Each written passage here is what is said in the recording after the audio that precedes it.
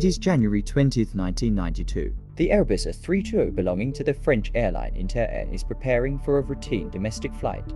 There were 96 people on board the plane that day. At 6:02 p.m., Airbus takes off from the Lyon airport runway. It was the national flight number 148 to the airport Strasbourg.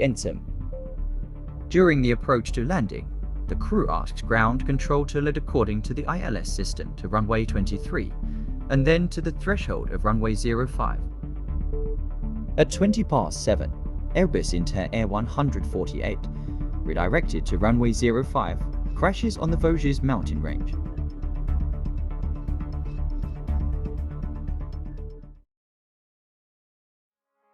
"87 people were killed and 9 were injured. The investigation into the crash of Flight 148 was seriously hampered. Despite the fact that black boxes and call recorders are designed to withstand high temperatures for some time, the burning wreck was found after several hours.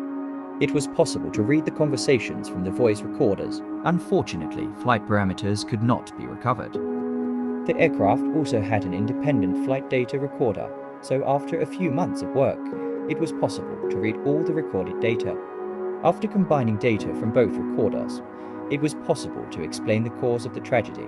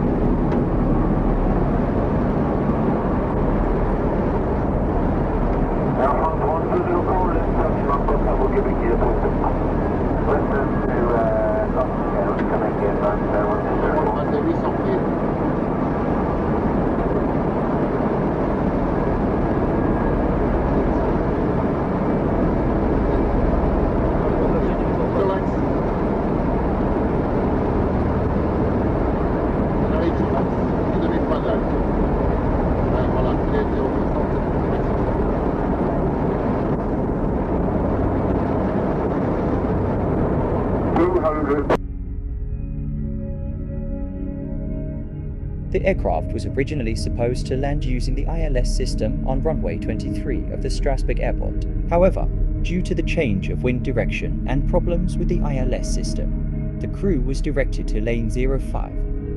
The cockpit call recorder showed that this change greatly upset Captain Christian Heckert.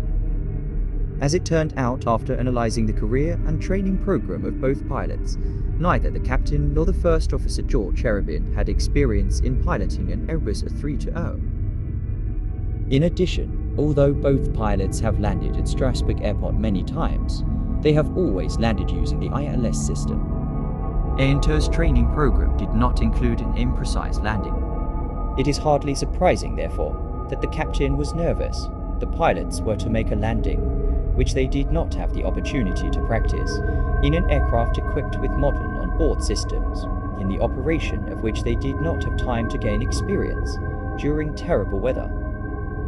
As calculated by Captain Hackett, the angle of descent of the machine on the approach should be minus 3.3 degrees. He introduced such a value into the autopilot. He didn't realize, however, was that there was a significant flaw in the programming of the glide angle.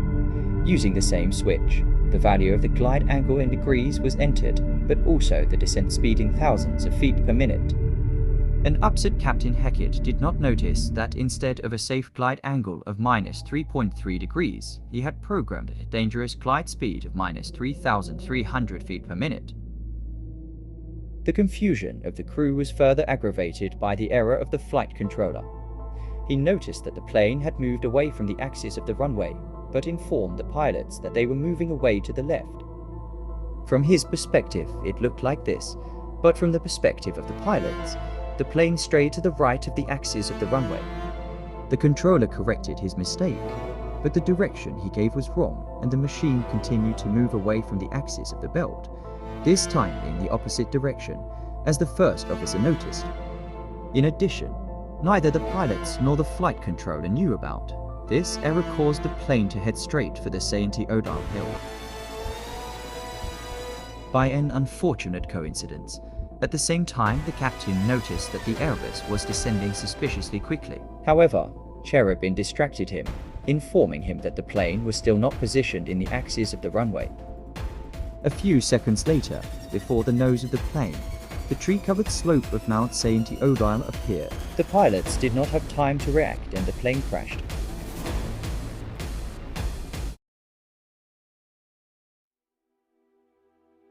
It is possible that if the information received from Cherubin about moving away from the axis of the belt was given a few seconds later, the captain would have been able to detect his mistake and correct it.